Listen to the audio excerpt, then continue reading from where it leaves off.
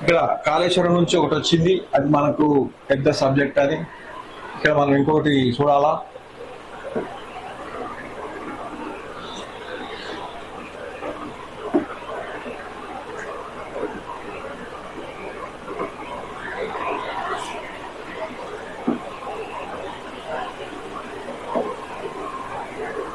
ఇక్కడ ఇండ్ల స్థలాలు రాజీవ్ గృహకల్పకు సంబంధించిన ఇండ్ల స్థలాలు వేలం వేస్తున్నట. రాజీవ్ స్వగృహ హౌసింగ్ బోర్డు పరిధిలో ఉన్న వారికి సబ్ కమిటీ ఆమోదం, 20 నోటిఫికేషన్లు, అభివృద్ధి నిధుల సమీకరణలో భాగంగా నిర్ణయం.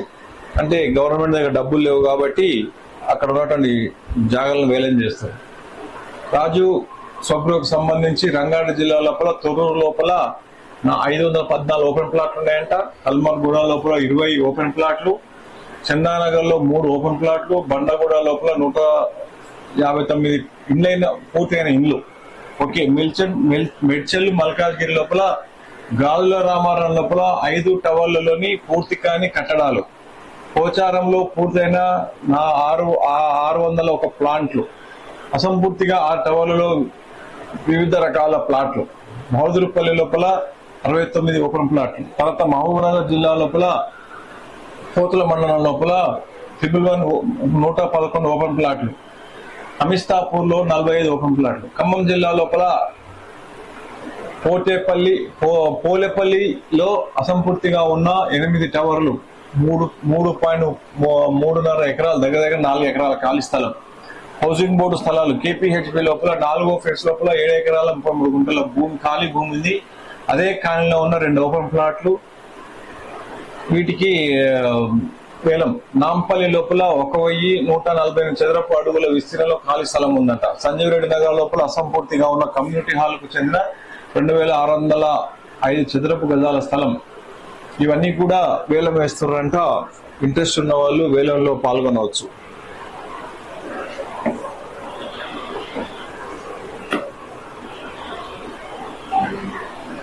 ఇది ఇక్కడ రాజీవ్ ఏంది ఆదాబ్ హైదరాబాద్ ఇక్కడ మనం చెప్పుకున్నాం కదా, Rajiv Swagruha housing board plot లోని ఇది.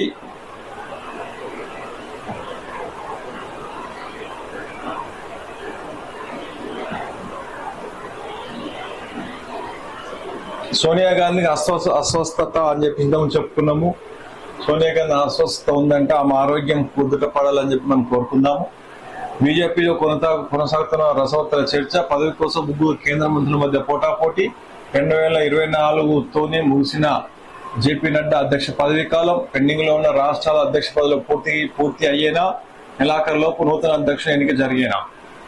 ప్రస్తుతం బీజేపీ అధ్యక్షుడు జేపీ నడ్డా తర్వాత నాయకత్వానికి ఎవరు కొనసాగుతున్న చర్చ జరుగుతుంది. ఈ నేపథ్యంలో పార్టీలో అధ్యక్షుడిగా ఎవరు పార్టీ నాయకత్వం వహిస్తారా అనేది నిర్ణయిస్తారు. వేచి చూడాలి. 8వ పేజీలో ఉందంటే ఒకసారి మనం ఆ పేజీ చూద్దాం.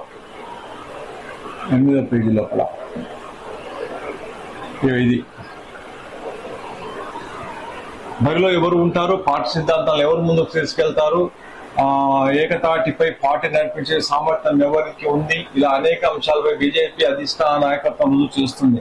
2020 లోపల అమిత్ షా నుంచి అధ్యక్ష పదవి బాధ్యతలు తీసుకున్నాడంట. పదవీ కాలం గత 2024లోనే ఆయన పదవీ కాలం ముగిసింది.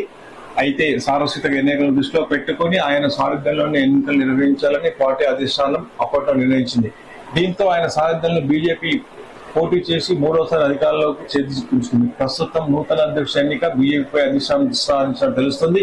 ముఖ్యంగా ఈ నెల చివరిలోపు నూతన అధ్యక్ష ఎన్నిక జరగాల్సి ఉండగా దానిపై తీవ్ర కసరత్తు చేస్తుంది. ఈ సందర్భంలోనే 3 కేంద్ర మంత్రుల పేర్లు అధ్యక్ష పదవి రేసులో ప్రముఖంగా వినిపిస్తున్నాయి. వారిలో ధర్మేంద్ర ప్రధాన్, శివరాజ్ సింగ్ చౌహాన్, మనోహర్ లాల్ ఖట్టీలకు ఉన్నారు. వీరిలో ఎవరికి పార్టీ పగ్గాలు అప్పగించినా పార్టీని సమర్థవంతంగా నడిపించగలరని పార్టీ భావిస్తుంది. అయితే 3 నాయకులు కూడా హేమహేమీలు కావడంతో ఎవరికి బాధ్యత అప్పగించాలనే పార్టీ పెద్దలకు తీవ్ర సమస్యగా మారింది. అధికారంలో ఉన్న పార్టీ కావడంతో అనేక సమీకరణలు చూసుకుంటూ ముందుకు వెళ్లాల్సిన బాధ్యత బీజేపీకి ఉంది. ఈ నేపథ్యంలో ఎవరు ఎలాంటి వివాదాలకు తావు లేకుండా నూతన అధ్యక్ష పదవి బాధ్యతలను చేపట్టాలనే దిశగా అచితూచి బీజేపీ అధిష్టానం అడుగులు వేస్తుంది.